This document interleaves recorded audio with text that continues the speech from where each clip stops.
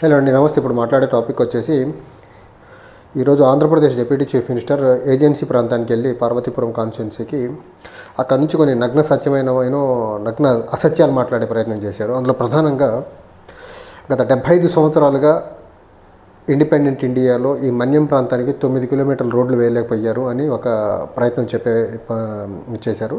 అందులో భాగంగా మరీ ముఖ్యంగా గత ప్రభుత్వం 2014 నుంచి 2019 మధ్యకాలంలో జగన్మోహన్ రెడ్డి గారు ముఖ్యమంత్రిగా ఉండి రిషికొండలో 500 పైసలు కోట్ల రూపాయలు పెట్టి ప్యాలెస్ కట్టుకున్నాడు. కానీ 9 కోట్ల రూపాయలు పెట్టి ఇక్కడ రోడ్డు వేయలేకపోయారని చెప్పే ప్రయత్నం అయితే చేశారు. సో 75 సంవత్సరాలు ముఖ్యమంత్రులు ఉన్నారు, రాష్ట్రానికి స్వాతంత్రం వచ్చింది.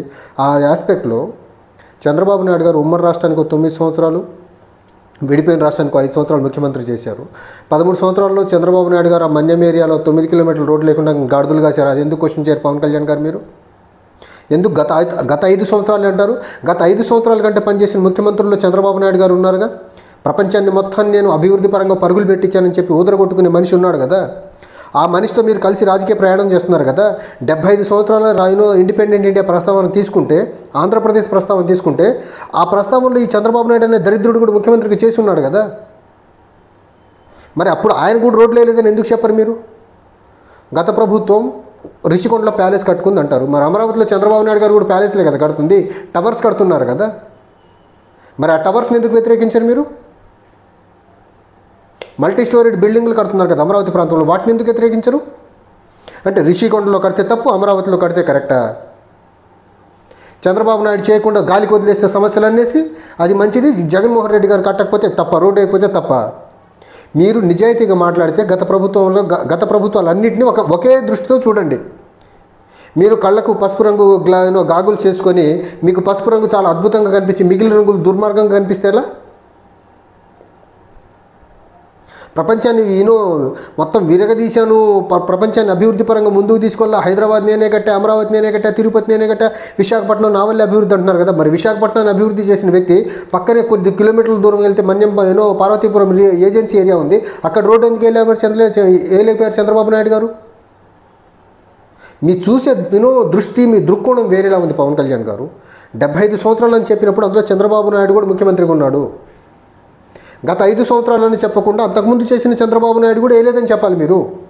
రిషికొండ ప్రస్తావన తీసుకొచ్చినప్పుడు అమరావతిలో చేస్తున్నటువంటి మీరు లగ్జరియస్ కట్టడాల గురించి కూడా మాట్లాడాలి. మీరు అమరావతిలో కడుతున్న లగ్జరియస్ టవర్స్ కాదా? రిషికొండలో కట్టింది మాత్రం మీకు అంత లగ్జరీ కనిపిస్తుంది. ఇక్కడ దగ్గరగా 70-80 వేల కోట్ల రూపాయలతో ప్రపంచంలో ఉన్న లెండింగ్ ఏజెన్సీస్ అన్నిటి నుంచి అప్పులు తీసుకొచ్చి మొత్తం అమరావతిలో పెట్టే ప్రయత్నం చేస్తున్నారు కదా. అది మీకు దుర్మార్గం కనిపించట్లేదా? ఇక్కడ నిందించాల్సి వస్తే ఎక్కువ చంద్రబాబు నాయుడిని నిందించాలి. ఎందుకంటే ఎక్కువ సంవత్సరాలు ముఖ్యమంత్రిగా చేసింది చంద్రబాబు నాయుడు. జగన్మోహన్ రెడ్డి గారు 5 సంవత్సరాలు చేశారు. కానీ చంద్రబాబు నాయుడు అనే వ్యక్తి గత 3 పర్యాయాలు అప్పటికి ముఖ్యమంత్రిగా చేసి ఉన్నారు. 19 కంటే ముందు ఉమ్మడి రాష్ట్రానికి చేశారు, విడిపోయిన రాష్ట్రానికి చేశాడు. బాధ్యత ఎవరి మీద ఎక్కువ ఉంటుంది? మళ్ళీ మాట్లాడితే అభివృద్ధి అంటే నేనే అంటాడు కదా. మరి ఏజెన్సీ ప్రాంతాల్లో చిన్నపాటి రోడ్డు వేయలేకపోయాడు 9 కోట్ల రూపాయలు పెట్టి. అంటే చంద్రబాబు నాయుడు గారికి ఏజెన్సీ ప్రాంతంలో ఉండే గిరిజనులు అంటే నెగ్లిజెన్స్ అనే కదా దీని అర్థం. అన్ని సంవత్సరాలు ముఖ్యమంత్రిగా చేసి రోడ్లే లేదంటే ఏజెన్సీ ప్రాంతాన్ని మొత్తం గాలికి వదిలేశాడని కదా దాని అర్థం. ఈయన ఎక్కడ రియల్ ఎస్టేట్ భూములకు వ్యాపారం ఎక్కడ బాగా జరిగితే అక్కడ అభివృద్ధి చేసినాడని జబ్బాలు కొట్టుకుంటే మనిషి చంద్రబాబు నాయుడు. అండ్ నేను ఇంకో మాట చెప్పాడు, నేను చంద్రబాబు నాయుడు గారితో మాట్లాడి కేంద్రంలో ఉన్న ప్రధానితో మాట్లాడి డబ్బులు తీసుకొచ్చే ప్రయత్నం చేస్తున్నానని చెప్పి. చంద్రబాబు నాయుడు గారు ఉత్తరాంధ్రకి, రాయలసీమ ప్రాంతాలకి డబ్బులు బ్యాక్వర్డ్ రీజనల్ గ్రాంట్ ఫండ్ ద్వారా వస్తున్నాయి.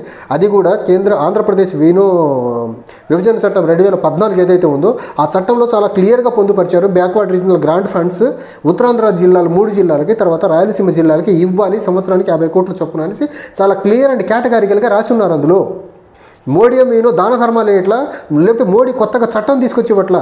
ఆల్రెడీ అప్పుడున్న కాంగ్రెస్ పార్టీ రాష్ట్రాన్ని విడగొడుతున్న టైంలో వెనుకబడిన ప్రాంతాలకి డెవలప్మెంటల్ అసిస్టెన్స్ ఫండ్ ఇవ్వాలని ఆ చట్టంలో పొందుపరిచారు. ఉన్నదాన్ని ఇచ్చేదాన్ని గొప్పగా ఏదో ఇస్తున్నట్టు చెప్తారేంటి? తర్వాత నేను మాట్లాడితే ఇంకో మాట ఏం చెప్పింది ఏంటంటే, ఉత్తరాంధ్ర నేల, ఉత్తరాంధ్ర గడ్డ అన్యాయాన్ని ఎదిరించే గడ్డ అన్నారు. నిజంగా పవన్ కళ్యాణ్ గారు మీలో ఆ ఎదిరించే లక్షణం ఆ గడ్డ మీద నుంచే మాట్లాడారు కాబట్టి చెప్తున్నా, మీకు నిజంగా ఎదిరించే దమ్ము, ధైర్యం, ఆ ఎదిరించే తత్వం మీలో ఉంటే కేంద్ర ప్రభుత్వం నరేంద్ర మోడీ ఆంధ్రప్రదేశ్కి ఇస్తామన్నటువంటి స్పెషల్ కేటగిరీ స్టేటస్ మీరు కేంద్రాన్ని గట్టిగా ఎదిరించి ప్రశ్నించి మీరు ఎందుకు తీసుకురాలేకపోతున్నారు? చచ్చిపోయిందా చావా? పోరాట పటిమ చచ్చిపోయిందా మీరు? అంటున్నారు కదా పోరాడే నేల ఇది, ఎదిరించే నేల, అన్యాయాన్ని ఎదిరించే నేల అనేసి. మరి ఆంధ్రప్రదేశ్కి గత 10 సంవత్సరాలుగా తీరని ద్రోహం చేస్తున్నటువంటి బీజేపీని ఎందుకు ఎదిరించలేకపోతున్నారు? వాళ్ళ సంకలు ఎందుకు నాకుతున్నారు? ఓ పక్క రాజ్యాంగ నిర్మాత అంబేద్కర్ గారి పట్ల అనుచితంగా మాట్లాడిన బీజేపీని ఎందుకు ప్రశ్నించలేకపోతున్నారు? అమిత్ షాని ఎందుకు ప్రశ్నించలేకపోతున్నారు? రాజకీయ అవసరాల కోసమా? వాళ్ళకి అగెనెస్ట్గా మాట్లాడితే మళ్ళీ ఓడిపోతామనే భయమా మీకు? ఎదిరించే నేల, పోరాటాల గడ్డ, మీ నోట్లోంచి ఆ మాట రావద్దు. మీరు కంప్లీట్గా బీజేపీకి, టీడీపీకి ఊడిగం చేసేదానికి మీ పార్టీ పెట్టుకున్నారని చాలా క్రిస్టల్ క్లియర్గా అర్థమవుతుంది. ఇక్కడ ఊడిగం చేసే మీకు పోరాటం గురించి, ఎదిరించే తత్వం గురించి మాట్లాడే నైతికత ఎక్కడుంది అసలు? ఒంటరిగా పోటీ చేసే పోరాట పటిమ లేని మీరు, ఒంటరిగా పోటీ చేసి గెలిచే పోరాట పటిమ లేని మీరు పోరాట పటిమ గురించి, ఎదిరించే తత్వం గురించి ఎలా మాట్లాడతారు మీరు? మీరు ఖచ్చితంగా అక్కడ ఉన్న యువతను రెచ్చగొట్టే ప్రయత్నమే చేశారు ఈ పోరాట పటిమ అనే మాట మాట్లాడి. అండ్ మీరు అంతకుముందు 2019 ఎన్నికల ప్రచారంలో ఆ ప్రాంతంలో యువతతో మీరు చెప్పిన మాట 25 కేజీలు బియ్యం కాదు 25 సంవత్సరాల భవిష్యత్తు ఇస్తున్నారు. ఇచ్చే ప్రయత్నం ఏమైనా చేస్తున్నారా? మీరు చంద్రబాబు నాయుడు గారు మోదీకి భజన చేసే పనిలో బిజీగా ఉన్నారు. అర్థమవుతుంది కదా, కంప్లీట్గా భజనలో నిమగ్నమై ఉన్నారు. చంద్రబాబు నాయుడు గారు మోడీ తప్ప మీ నోట్లోంచి ఇంకేమైనా అభివృద్ధికి సంబంధించి మంచి పనులు ఏమైనా వస్తున్నాయా? యువతకు ఉపాధి, ఉద్యోగ అవకాశాల గురించి ఏమైనా మాట్లాడుతున్నారా? ఆంధ్రప్రదేశ్లో హెల్త్ సెక్టర్ గురించి ఏమైనా మాట్లాడి పని చేస్తున్నారా? మీరు సమాజానికి ఏది అవసరమో అది వదిలేసేసి చంద్రబాబు గారి నాయకత్వం, మోడీ గారి నాయకత్వం, చంద్రబాబు నాయుడు గారి నాయకత్వం, మోడీకి ఏ మీటింగ్ అన్నా, ఏ ప్రాంతం అన్నా, అకేషన్ ఏదన్నా ఎక్కడన్నా ఉండనివ్వండి, చంద్రబాబు నాయుడు గారి నాయకత్వం, మోడీ గారి నాయకత్వం. ఏంటిది ఇది దుర్మార్గం? మరి అంతలా చిడతలు వాయించాలా? తర్వాత నేను మాట్లాడితే ఇంకా చెప్పే అంశం ఏంటంటే,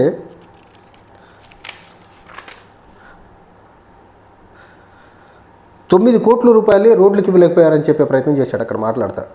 9 కోట్ల రూపాయలు. మరి అదే ప్రశ్న చంద్రబాబు నాయుడు గారిని ఎందుకు అడగరు? క్యాబినెట్లో పక్కనే కూర్చుంటారు కదా, మీ అన్నయ్యకి మంత్రి పదవి కావాలి, క్యాబినెట్లోకి ఎప్పుడు తీసుకుంటారని కలిసి అడుగుతూ ఉంటారు కదా. చంద్రబాబు నాయుడు గారు మనం ఇన్ని కట్టడాలు చేస్తున్నాము, ఏజెన్సీ ప్రాంతానికి ₹9 కోట్ల ఇచ్చి మరి 13 సంవత్సరాలు ఎందుకు వేయలేదు, రోడ్లు ఎందుకు వేయలేదని ఎందుకు అడగలేకపోయారు మీరు? పోనీ అక్కడి నుంచి క్వశ్చన్ చేసేటప్పుడు జగన్మోహన్ రెడ్డి గారు గత ప్రభుత్వాన్ని, చంద్రబాబు నాయుడు గారిని కూడా క్వశ్చన్ చేయాలి కదా. చంద్రబాబు నాయుడు గారు, జగన్మోహన్ రెడ్డి గారు ఉమ్మడి రాష్ట్రంలో ఉన్న అందరూ ముఖ్యమంత్రులు ఈ ప్రాంతానికి రోడ్లు వేయలేదని చెప్పారు కదా. ఒక్క స్పెసిఫిక్గా గత ప్రభుత్వం అనే ఆ ఫోబియా ఏంటి మీకు అసలు? సో ఈయన కంప్లీట్గా పవన్ కళ్యాణ్ అనే వ్యక్తి చాలా కన్వీనియంట్గా, చాలా కంఫర్ట్గా సమాజాన్ని ఒక తప్పుదోవలోకి నడిపిస్తున్నాడు. మరీ ముఖ్యంగా ఆంధ్రప్రదేశ్లో ఉన్న యువతని. గత ప్రభుత్వం కాదు, సమస్యలు గత ప్రభుత్వంలో ఒక్క దగ్గరే రాలేదు. వారసత్వంగా చంద్రబాబు నాయుడు గారు విడిపోయిన రాష్ట్రానికి 2014, 2019లో సమస్యలు కుప్పలుగా మార్చేసి దిగిపోయాడు 2019లో. సో 2014లో రాష్ట్రం అంతకు ముందు కూడా చంద్రబాబు నాయుడు గారు కాన్సన్ట్రేటెడ్ డెవలప్మెంట్ హైదరాబాద్ని చేయడం వల్ల జరిగిన అనర్థాలు ఇవన్నీ. రాష్ట్రం నలుమూలల నుంచి పెట్టుబడులు, అభివృద్ధి మొత్తం హైదరాబాద్ సెంట్రిక్గా చేయడం వల్ల రాష్ట్రం విడిపోయే టైంలో ఆంధ్రప్రదేశ్ రెవెన్యూ డెఫిసిట్ స్టేట్గా ఏర్పడింది. ఇది చంద్రబాబు నాయుడు గారు చేసిన తప్పిది. డీసెంట్రలైజేషన్ ఆఫ్ డెవలప్మెంట్ లేనే లేదు. అసలు అడ్మినిస్ట్రేషన్లో డీసెంట్రలైజ్ అనే ఒక వ్యవస్థే లేకుండా చేశాడు చంద్రబాబు నాయుడు. ఆంధ్రప్రదేశ్కి ఈరోజు ఏదన్నా సమస్య ఉంది, అది వారసత్వ సమస్య అని చెప్పుకోవాల్సి వస్తే మనము ఆ సమస్యలకి సకల సమస్యల కారణం చంద్రబాబు నాయుడు. మీరు ఆయన్ని నిందించాల్సింది పోయి, ఆయన్ని క్వశ్చన్ చేయాల్సింది పోయి, ఆయన్ని కరెక్ట్ చేయాల్సింది పోయి గత ప్రభుత్వాన్ని 5 సంవత్సరాలే క్వశ్చన్ చేస్తారంటే ఆంధ్రప్రదేశ్కి ఉన్న సమస్యలు గత 5 సంవత్సరాల్లో వచ్చిన సమస్యలు కావవి. వారసత్వంగా చంద్రబాబు నాయుడు అనే ఒక దుర్మార్గుడు తీసుకొచ్చిన సమస్యలు అవి. మీరు క్వశ్చన్ చేయగలిగితే చంద్రబాబు నాయుడిని చేయండి తప్ప కన్వీనియంట్గా, కంఫర్ట్గా మీకు జగన్మోహన్ రెడ్డి గారు కనిపిస్తున్నారు కదని మీరు గత ప్రభుత్వాన్ని ఒక్కదానికి కన్ఫైన్ అవ్వద్దు.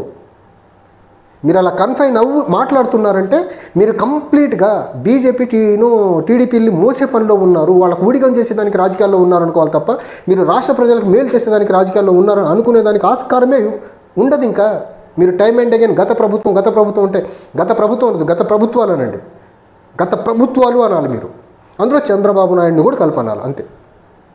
Thank you.